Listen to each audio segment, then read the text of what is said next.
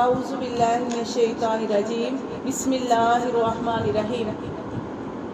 الف لام را حروف مقطعات کتاب یہ کتاب احکمت پختہ کر دی گئی ہیں آیاتہ اس کی آیات ثم پھر فصلت تفصیل بیان کی گئی ہے من لدن اس کی طرف سے کس کی طرف سے حکیم خبیر جو حکمت والا باخبر ہے۔ یہ سورۃ ہود ہے، آپ نے پیچھے پڑھا، پچھلی سورۃ یونس علیہ السلام کے نام پر تھی، پیغمبر کے نام پر۔ یہ سورۃ ہود یہ بھی پیغمبر کے نام پہ ہے، اور آگے اس کے بعد سورۃ یوسف آئے گی شاید، تو وہ بھی نبی کے نام کے اوپر ہے۔ بہت ساری صورتیں ہیں جو نبیوں کے نام پر بھی ہیں، جیسے ہم پڑھی ہیں تیسری صورت اب اکٹھی جو آئے گی نا وہ یہ پیغمبروں کے نام پہ۔ تو یہ سورۃ ہود، اس کے بارے میں کیا ہے کہ حضرت ابو بکر صدیق رضی اللہ تعالیٰ عنہ انہوں نے ایک دفعہ نبی پاک صلی اللہ علیہ وسلم کی داڑھی مبارک میں سفید بال دیکھے، سر میں بھی تھوڑے سفید بال دیکھے، تو کہا کہ اللہ کے رسول آپ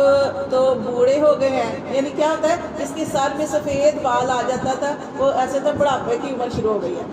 یا رسول صلی اللہ علیہ وسلم آپ کے سر میں یا آپ کی ریش مبارک داڑھی مبارک میں سفید بال نظر آ رہے ہیں، آپ بوڑھے ہو گئے ہیں۔ آپ نے فرمایا مجھے سورۃ ہود نے اور اس جیسی صورتوں نے بوڑھا کر دیا، کیونکہ سورۃ ہود میں ہم کیا پڑھیں گے کہ اللہ تعالیٰ نے اس میں ایسے مضامین بیان کیے ہیں کہ جس سے جیسے مثال کے طور پر ایک آیت بیان کی گئی ہے، اور بھی بہت ساری چیزیں ہیں، لیکن اس میں ایک آیت استقامت کے بارے میں آئے گی کہ ہر معاملے میں سیدھا رہو۔ جیسے اولاد ہے، مثال کے طور پہ اولاد ہے، ماں باپ کو کسی ایک بچے سے زیادہ پیار کرتے ہیں، یعنی کوئی اسی طرح اللہ تعالیٰ فرماتے ہیں زندگی کے ہر معاملے میں سیدھا رہنا، ادھر ادھر نہیں جانا، استقامت اختیار کرنا۔ جیسے آپ اللہ کو مانتے ہیں تو اللہ کی مان کے چلنا، اللہ کو مانتے ہیں تو اللہ کا کیا حکم ہے، ہر حال میں اس اللہ ہی کے آگے جھکنا، اس طرف نہیں جانا اس طرف نہیں جانا۔ صرف اگر پریشانیاں بھی آتی ہیں، حالات بھی آتے ہیں، ہوائیں بھی چلتی، ہوائیں کیا یعنی کہ کبھی آپ دیکھیں کہ کبھی ایسا لگتا ہے آپ گھڑے میں جا رہے ہیں، کبھی آپ زندگی سیدھی ہو جاتی ہے، اور کبھی آپ لگتا ہے کہ بہت اونچی چڑھائی چڑھ رہی ہے۔ تو یہ کیا ہوتا ہے، یہ زندگی ایسے ہی ہے۔ کبھی زندگی میں کچھ طرح کے حالات آتے ہیں، کبھی بیماریاں آ جاتی ہیں، کبھی غربت آ جاتی ہے، کبھی پریشانیاں آ جاتی ہیں، اور کبھی اللہ تعالیٰ خوشیاں بھی عطا فرماتے ہیں۔ لیکن جیسے اگر بہت زیادہ پریشانیاں ہیں، تکلیفیں ہیں، تو پھر آپ دیکھیں اس چیز کو سوچنا چاہیے کہ جیسے رات ہوتی ہے، پھر اندھیری رات کے بعد اللہ تعالیٰ کیسے چمکتی ہوئی روشن صبح لے کے آتی ہیں، تو کیا اللہ لے کے آتے ہیں، تو اللہ تعالیٰ اس سے میں یہ پتہ چلتا ہے کہ کوئی بھی چیز ہمیشگی والی نہیں ہے۔ اگر پریشانی آئی ہے وہ بھی نکل جائے گی، ختم ہو جائے گی۔ اگر بیماری آئی ہے وہ بھی اللہ چاہے تو اس کو بھی دور کر دیں گے۔ تو ہمیشہ اللہ تعالیٰ کی ذات پر بھروسہ کرنا ہے، اللہ سے دعائیں کرنی ہے، اور کسی اور طرف نہیں جھکنا۔ اور بھی اس قرآن کے اندر جیسے ایک اس سورت کے اندر بھی آئے گا کہ کفار آپ سے کو بہت زیادہ تنگ کیا کرتے تھے، تو لیکن اللہ تعالیٰ نے پھر بھی آپ سے یہی فرمایا کہ آپ نے اپنے کام کو سر انجام دینا ہی ہے۔ ٹھیک ہے، آپ نے یہ نہیں کہ کسی کی باتوں میں آ کے کسی کی وجہ سے آپ نے دین کا کام جو ہے وہ نہیں چھوڑنا، آپ نے دین کا کام کرنا ہی کرنا ہے۔ کیا ہوتا ہے نا کہ لوگ آپ کی حوصلہ شکنی کرتے ہیں، آپ کو مایوس کرتے ہیں کہ جاؤ ہم نہیں تمہاری بات مانتے، ہم نہیں عذاب لے کے آنا، تمہارے اوپر عذاب لے آؤ۔ جیسے نبی پاک صلی اللہ علیہ وسلم سے وہ کہا کرتے تھے کہ ہم نے تمہاری بات نہیں ماننی، ہمارے اوپر عذاب لے آؤ، ابھی لے آؤ۔ تو آپ سے کو یہی حکم دیا گیا کہ وہ آپ کو طرح طرح کی باتیں کریں گے، آپ کے ساتھ برا سلوک کریں گے، حالانکہ آپ دین کا کام کرنے والے ہیں، لیکن آپ نے پریشان نہیں ہونا ان کی باتوں سے، اور نہ ہی دین کا کام چھوڑنا ہے، آپ نے اس کام کو سر انجام دیا۔ تو یہ اس سورۃ ہود کے بارے میں یہ ہے کہ اللہ فرماتے ہیں کتاب، یہ کتاب، اس کتاب سے مراد قرآن مجید ہے۔ اللہ فرماتے ہیں یہ کتاب حکمت مضبوط کر دی گئی ہیں، پختہ کر دی گئی ہیں، آیاتہ اس کی آیات، ثم پھر فصلت تفصیل بیان کی گئی ہے، من لدن حکیم خبیر اس حکمت والے باخبر کی طرف سے۔ دیکھیں باخبر، اللہ تعالیٰ باخبر ہے، جو ہمارے نفسوں کے اندر اللہ اس کو بھی جانتے ہیں، جو وسوسے ہمارے دلوں میں آتے ہیں اللہ اس کو بھی جانتے ہیں۔ اللہ حکمت والے باخبر ہیں۔ اللہ تعبدو، کیا حکم دیا جا رہا ہے، یہ کہ نہ تم عبادت کرو الا اللہ، مگر صرف اللہ کی عبادت کرو۔ سجدہ کس کے لیے، صرف اللہ کے لیے۔ تو ایک دفعہ ایک اونٹ نے سجدہ کیا تھا نبی پاک صلی اللہ علیہ وسلم کو، ایک اونٹ تھا اس نے سجدہ کیا، تو ایک صحابی نے کہا کہ اللہ کے رسول اگر سجدے کا حکم ہوتا تو میں آپ کو سجدہ کرتا۔ تو آپ نے فرمایا اگر سجدے کا حکم ہوتا تو میں عورت کو حکم دیتا کہ اپنے شوہروں کو سجدہ کرے۔ لیکن سجدے کا حکم نہیں ہے، صرف اللہ کے آگے جھکنا، ٹھیک ہے، کسی کے آگے نہیں جھکنا چاہیے۔ اللہ تعبدوا الا اللہ، یہ کہ نہ تم عبادت کرو مگر صرف اللہ کی، اننی بے شک میں، لکم تمہارے لیے، منہ اس اللہ کی طرف سے، نذیر و بشیر اس اللہ کی طرف سے تمہارے پاس آیا ہوں تمہیں ڈرانے کے لیے، جہنم کے عذاب سے ڈرانے کے لیے کہ جہنم کا عذاب بڑا سخت ہے، وہ بشیر اور خوشخبریاں سنانے والا جنت کی خوشخبریاں سنانے کے لیے آیا ہوں۔ اور اللہ فرماتے ہیں وَأَنِ اسْتَغْفِرُوا، اے محمد صلی اللہ علیہ وسلم ان سے کہو کہ کیا کریں، بخشش طلب کریں ربکم اپنے رب سے،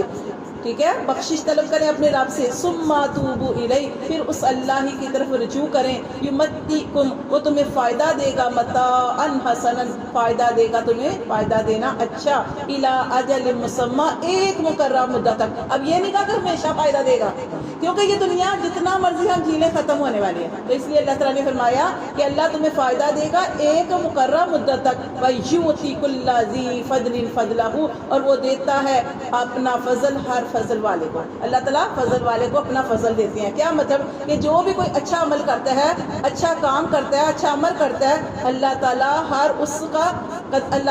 شخص کی یا ہر اس عورت کی قدر کرتے ہیں، اس کو اللہ تعالیٰ اجر دیتے ہیں بڑا چڑھا کر۔ اللہ فرماتے وَإِن تَوَلَّوْا اگر وہ تم پھر جاؤ، یعنی یہ اتنی تمہیں باتیں بتائی جا رہی ہیں، لیکن اگر پھر تم پھر جاؤ، فَإِنِّي تو بے شک میں تو اخاف میں تو ڈرتا ہوں، علیکم تم پر، عذاب سے، یوم کبیر اس بڑے دن کے عذاب سے۔ آپ سے پھر بھی فرما رہے ہیں کہ دیکھو میں تمہیں دین کی دعوت دیتا ہوں، تمہیں سمجھانے کے لیے آیا ہوں، اور میرے پاس جو وحی آتی ہے وہ اللہ کے حکم کو آگے پہنچانے کے لیے آیا ہوں، اگر تم میری بات نہیں مانتے تو میں پھر بھی ڈرتا ہوں کس سے، کہ تمہیں اس بڑے دن کا عذاب ہوگا۔ آج ہم چھوٹی سی آگ کی تپش برداشت نہیں کر سکتے، آج آ جاتا ہے تندور، جن کو روٹیاں لگانے کی وہ تو لگا لیتے ہیں، جن کے لیے آپ دیکھیں کہ آگ کے ساتھ ذرا سی بھی دیگچی کے ساتھ ہاتھ لگ جائے گرم تو کیا ہوتا ہے کہ ہم برداشت نہیں کر پاتے، یا آگ کے اوپر اپنا ہاتھ رکھ سکتے ہیں ہم، لیکن وہ جہنم کی آگ 70 گنا زیادہ سخت ہے، اور 70 گنا سے مراد یہ نہیں ہے کہ 70 گنا، بلکہ یہ لفظ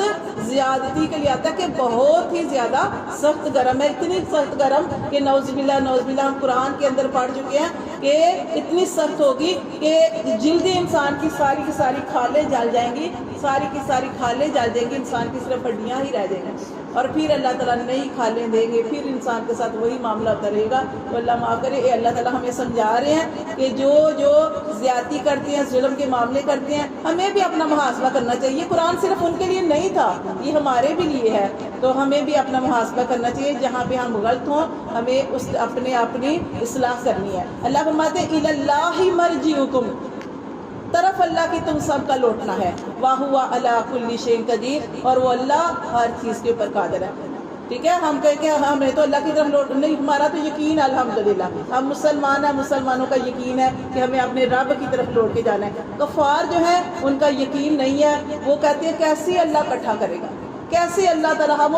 کیا کرتے ہیں، وہ اپنی لاشوں کو جلا دیتے ہیں، وہ اپنا جب کتنی تکلیف دیتے ہیں اپنے مردے کو، ہم تو کتنی، مسلمانوں کی موت کتنی اچھی ہے۔ اب سوچیں جب مسلمان مرتا ہے، وہ خواہ گناہ گار ہو، ٹھیک ہے، خواہ گناہ گار ہو، تو اللہ تبارک و تعالیٰ نے اتنا اچھا اس کا انجام لکھا ہے، کیسے کہ دنیا کے سامنے اللہ تعالیٰ اس کو عزت کے ساتھ یہاں سے رخصت کرتے ہیں، کہ اس کو نہلایا جاتا ہے، اس کو اتنا پیارا لباس پہنایا جاتا ہے، اور سفید لباس پہن کر انسان پھر وہ اس کا نماز جنازہ ہوتا ہے، اور عزت کے ساتھ وہاں پہ قبر تک چھوڑ کے آتے ہیں، ٹھیک ہے۔ لیکن کفار کی موتیں کیسی ہوتی ہیں کہ وہ اپنے مردے کو مرتے ہی اس کو کیا کرتے ہیں، تو اس کو اتنی آگ جلا کے تو اس کے اندر اس کو جلا دیتے ہیں، کہ وہ کیا کہتے ہیں حساب تو ہونا ہی نہیں ہے۔ لیکن اللہ تعالیٰ کے لیے اللہ فرماتے ہیں کہ وَهُوَ عَلَى كُلِّ شَيْءٍ قَدِيرٌ تم سمجھتے ہو کہ تم نے مردے کو جلا دیا تو ہم اس کو اکٹھا نہیں کریں گے، ہم اس کو دوبارہ نہیں کریں گے۔ اللہ فرماتے ہیں پہلی پیدائش مشکل ہے یا دوسری مشکل، ایک عورت ہے، اس کو ایک لڑکی ہے، اس کو ہانڈی نہیں پکانے آتی، وہ پہلی یا کپڑے نہیں سینے آتے، وہ پہلی دفعہ سیے کوئی مشکل لگے گا، دوسری دفعہ کام کریں گے آسان ہو جائے گا، تیسری دفعہ اس سے آسان، پھر سینے آ جاتے ہیں۔ تو اللہ تعالیٰ سوچیں اللہ کے لیے پہلی پیدائش مشکل ہے یا دوسری، اللہ کے لیے کچھ بھی مشکل نہیں ہے، اللہ کے لیے نہ پہلی پیدائش مشکل نہ دوسری مشکل۔ اللہ فرماتے ہیں میں اکٹھا کروں گا، اور قرآن کے اندر اللہ تعالیٰ نے فرمایا کہ تم کہتے ہو کہ کیسے اللہ اکٹھا کرے گا، اللہ فرماتے ہیں تمہارے ہاتھوں کے پورے، یہ جو ہم پڑھتے ہیں نا سبحان اللہ سبحان، یہ جو ایک انگلی کے اندر یہ تھی، اللہ فرماتے ہیں یہ جو تمہاری انگلی کے پورے بھی وہی ہوں گے، سب کچھ تمہارا وہی ہوگا، دوبارہ جب کہوں گا نا اٹھ جاؤ تو سارے ایسے قبروں سے نکلیں گے. اللہ فرماتے ہیں کہ وَهُوَ عَلَىٰ كُلِّ شَيْءٍ قَدِيرٌ کہ اللہ ہر چیز پر قادر ہیں. اللہ تعالیٰ فرماتے ہیں اللہ خبردار سن رکھو انہم بے شک وہ یسنون وہ دوہرے کرتے ہیں صدورہم اپنے سینے لیستخفوا منہ تاکہ وہ اس سے چھپ جائیں. کیا آیت میں کہا جا رہا ہے کہ جیسے نبی پاک صلی اللہ علیہ وسلم کی محفل لگا کرتی تھی اس میں منافق لوگ بھی بیٹھا کرتے تھے, ایسے لوگ بھی بیٹھا کرتے تھے جو ظاہر کہتے تھے کہ ہم اسلام قبول کر لیا لیکن دل میں وہ کافر ہی تھے, وہ کفر کی طرف تھے. تو جب وہ نبی پاک صلی اللہ علیہ وسلم کی محفل میں بیٹھتے, آپ صلی اللہ علیہ وسلم کوئی بات سمجھا رہے ہوتے, کوئی بات بتا رہے ہوتے تو ایسے ہو جاتے, سینے کو دورہ کرنا, اپنے سینے کو ایسے اپنی ٹانگوں کے اندر کر لیتے. انسان ایسے کب کرتا ہے؟ جب وہ کسی کا سامنا نہیں کرنا چاہتا, جب وہ کسی سے اپنی آنکھیں نہیں ملانا چاہتا, تب انسان جب انسان کسی سے شرمندہ ہوتا ہے تو اپنی نیچے نگاہیں کر لیتے ہیں, ایسے ہی ہوتا ہے نا. اللہ فرماتے ہیں کہ جب نبی پاک صلی اللہ علیہ وسلم کو کوئی بات بتا رہے ہوتے تو یہ اپنا سینہ دوہرا کر لیتے تاکہ وہ اس سے چھپ جائیں, تاکہ وہ کس سے چھپ جائے؟ نبی پاک صلی اللہ علیہ وسلم سے چھپ جائے. اللہ فرماتے ہیں اللہ خبردار سن رکھو ہینا جس وقت یستغشون وہ ڈانپتے ہیں ثیابہم اپنے کپڑے اپنے اوپر اوڑھ لیتے ہیں, یعلم وہ اللہ اس وقت بھی جانتا ہے ما یسرون و ما یعلنون جو تم چھپاتے ہو جو تم ظاہر کرتے ہو. اللہ فرماتے ہیں یہ نہیں کہ صرف تم اپنے سینے دورے کر لیتے ہو بلکہ جب تم اپنے اوپر کپڑا بھی اوڑھ لیتے ہو اللہ تب بھی تمہارے اندر کا ظاہر باطن سب جانتا ہے. اب دیکھیں آج کل کیمرہ جو آپ کے سامنے جیسے کیمرہ ہوتا ہے وہ اس کے ذریعے سارا کچھ کرتے ہیں, اندر کا ساری چیزیں نظر آتی ہیں. تو اللہ تعالیٰ کے لیے کیا مشکل ہے؟ اللہ تو بنانے والا ہے. اللہ نے انسانوں کی جو سائنسدان ہیں یا جو ڈاکٹر ہیں اللہ نے ان کے اندر یہ سارا علم دیا نا, تو اللہ تعالیٰ کے لیے کوئی چیز مشکل نہیں ہے. یہاں تک کہ اللہ تعالیٰ فرماتے ہیں کہ جو تمہارے سینوں کے اندر جو کچھ بھی جو تمہارے خیال بھی چل رہے ہوتے ہیں اللہ تعالیٰ اس کو بھی جانتے ہیں. تو اللہ تعالیٰ یہ فرما رہے ہیں کہ الا حین یستغشون ثیابہم کہ جب وہ کپڑے بھی اپنے اوپر اوڑھ لیتے ہیں, یعلم ما یسرون اللہ تو اس وقت بھی جان رہا ہوتا ہے جو تم چھپاتے ہو, وما یعلنون جو ظاہر کرتے اس کو بھی اللہ جانتا ہے کیونکہ اللہ نیتوں کو جانتا ہے, اللہ ارادوں کو جانتا ہے. اسی لیے آپ صلی اللہ علیہ وسلم کی ایک حدیث ہے جس میں آپ سے سب نے ارشاد فرمایا قاتل اور مقتول دونوں جہنمی, قاتل قتل کرنے والا اور مر جانے والا دونوں جہنمی. دو شخص لڑے تھے, ایک نے دوسرے کو مار دیا, آپ نے فرمایا دونوں جہنمی. کسی نے کہا کہ اللہ کے رسول جس نے قتل کیا وہ تو جہنمی ہو گیا لیکن جو مر گیا وہ جہنمی کیسے؟ آپ نے فرمایا کیونکہ اس کی نیت بھی اس کو قتل کرنے کی تھی. تو جو بری نیت ہوتی ہے وہ بھی جہنم میں لے جاتی ہے. نبی پاک صلی اللہ علیہ وسلم کی حدیث کا مفہوم ہے انسان کی اچھی نیت اسے جنت میں لے جاتی ہے. ایسی محفل لگی ہوئی تھی ایک شخص, تو ایسی کوئی استاد جو بیان کر رہے تھے تو ایک آدمی مردوں کی محفل تھی تو استاد جب بیان کر رہے تھے تو ایک شخص نے کہا کہ میں اپنے سارے بچوں کو حافظ قرآن بناؤں گا. استاد نے پوچھا کتنے بچے ہیں؟ کہا کہ بچے تو کوئی بھی نہیں, شادی بھی نہیں ہوئی. کہا لیکن کیا تھا نیت,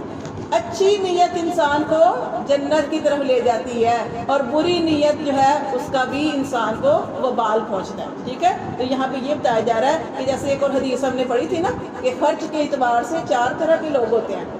ان میں ایک وہ شخص تھا کہ جس کے پاس علم تھا اور مال بھی تھا. اپنے مال کو اپنے علم کی وجہ سے وہ حقداروں کو دیتا تھا. اللہ تعالیٰ کے رسول نبی صلی اللہ علیہ وسلم نے ارشاد فرمایا یہ سب سے بہترین انسان ہے, یہ بہترین انسان ہے کہ یہ اپنے مال کی بہترین تقسیم کرتا ہے, اپنے علم کی وجہ سے بہترین تقسیم کرتا ہے, اللہ نے جو حق رکھے ان پر خرچ کرتا ہے. دوسرا شخص کون سا تھا؟ دوسرا شخص وہ تھا کہ جس کے پاس صرف علم تھا, مال نہیں تھا, لیکن چونکہ علم تھا, علم بہت بڑی نعمت ہے, اپنے علم کی وجہ سے وہ اللہ سے دعا کرتا ہے اللہ مجھے بھی مال دے, اللہ میں بھی فلاں کو دوں, اللہ میں بھی تیرے رستے میں لگاؤں, اللہ میں بھی فلاں کی مدد کروں, اللہ میں بھی مسجدیں بناؤں. وہ اچھی نیت کرتا ہے, اللہ میں حقداروں کو اس کا حق دوں. تو اس کے بارے میں کیا فرمایا گیا؟ یہ بھی بہترین درجے پہ ہے, یہ اس کو بھی اس کے برابر اجر ملے گا, پہلے کے برابر. اس کے پاس کچھ نہیں ہے لیکن وہ اچھی نیت کرتا ہے, آپ نے فرمایا اس کو پہلے کے برابر اجر ملے گا. تیسرا وہ شخص جس کے پاس مال ہے لیکن علم نہیں ہے, لیکن اب وہ کیا کہتا ہے؟ وہ کہتا ہے کہ مال علم نہیں ہے نا, وہ مال ہے بس اللہ نے بہت مال دیا ہوا ہے, اب وہ مال کی وجہ سے لوگوں کے اوپر ظلم زیادتی کرتا ہے, لوگوں کو جو ہے اپنی تکلیف دیتا ہے، باتوں سے تکلیف دیتا ہے، اپنی زبان سے تکلیف دیتا ہے، اپنے عمل سے تکلیف دیتا ہے، حق والوں کے حق ادا نہیں کرتا، تو وہ کیا کرتے ہیں؟ آپ سے نے اس کے بارے میں ارشاد فرمایا کہ بدترین درجے پہ ہے، تیسرا شخص بدترین درجے پہ ہے، اور چوتھا شخص وہ ہے جس کے پاس نہ علم ہے نہ ہی مال ہے، دونوں چیزیں نہیں ہیں۔ لیکن چونکہ علم نہیں ہے تو اس وہ کہتا ہے کہ اللہ مجھے بھی دے، میں بھی جیسے یہ تیسرا شخص نہیں کرتا، میرے پاس بھی آئے گا تو میں فلاں کے ساتھ یہ کروں گا، وہ کروں گا، زیادتی کروں گا، جو مرضی کروں، مجھ سے کون سا پوچھنے والا ہے۔ تو اس کے بارے میں کیا فرمایا گیا کہ یہ بدترین درجے پہ ہے۔ تو اس میں ہم جو واقعہ پڑھے کہ نیت، اچھی نیت انسان کو جنت میں لے جاتی ہے، اور بری نیت انسان کو داخل جہنم فرما دیتی ہے۔ تو اس لیے ہمیشہ اگر آپ کے پاس نہیں ہے، نیت اچھی کیا کریں کہ اللہ مجھے یہ دے اور میں اس طرح کروں، اچھی نیت کرنی چاہیے۔ تو اللہ تعالیٰ فرماتے ہیں کہ انہ، بے شک وہ اللہ، علیم، اللہ، یہ دیکھیے یہ بتائی جا رہی بات کہ بے شک وہ اللہ خوب جانتا ہے بذات الصدور، تمہارے سینے کی باتوں کو بھی اللہ خوب جاننے والا ہے۔ صدق اللہ۔